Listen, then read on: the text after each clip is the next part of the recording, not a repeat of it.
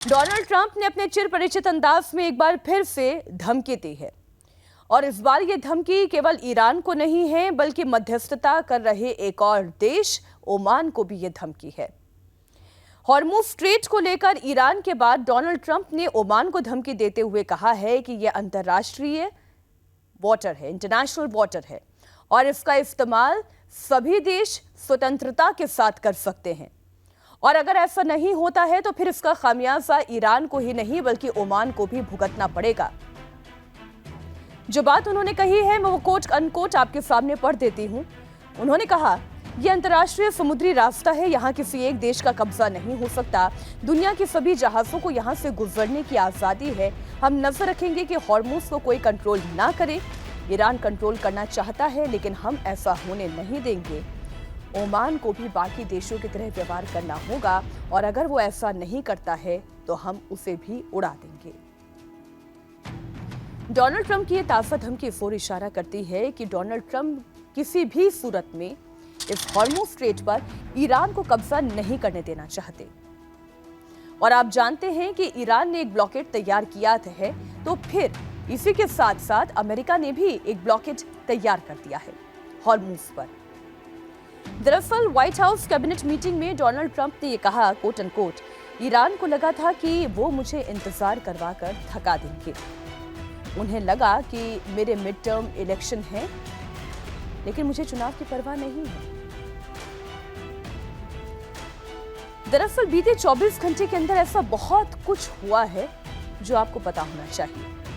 बीते 24 घंटे के अंदर डोनाल्ड ट्रंप का ईरान के साथ साथ ओमान को धमकी देना, इधर इजराइल का लेबनान के ऊपर हमला करना, जिस तरीके से युद्ध की परिस्थिति में अलग अलग घटनाक्रम घट रहे हैं उसके बाद एक बात तो साफ होती है कि फिलहाल ये युद्ध जारी रहेगा और किसी भी डील के होने की संभावना इस वक्त कम नजर आ रही है।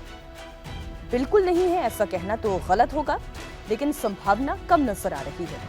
क्यों? पहला विषय आप देखें, ईरान अमेरिका डील का दावा हो रहा है और यह पहला दावा है।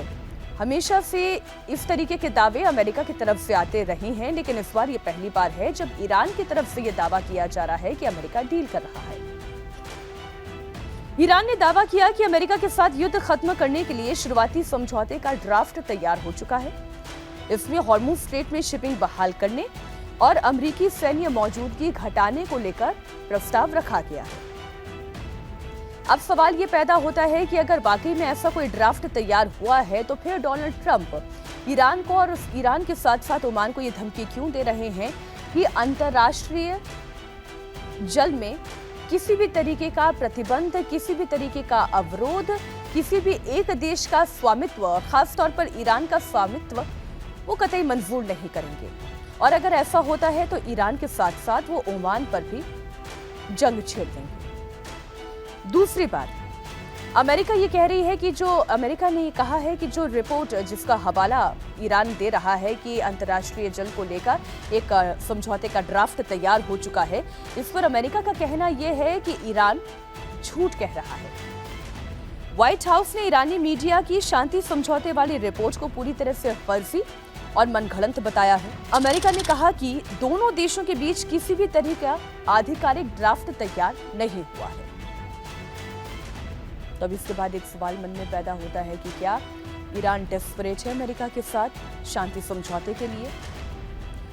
तो इसका जवाब आपको हाँ में दिखाई देगा। उसके पीछे कारण यह है कि ईरान की अर्थव्यवस्था चरमरा गई है, ईरान की नेवी कमजोर हो चुकी है, ईरान की लीडरशिप लगातार कमजोर होती चली जा रही है, IRGC की ताकत में पहले की तुलना में अब गिरावट आई है।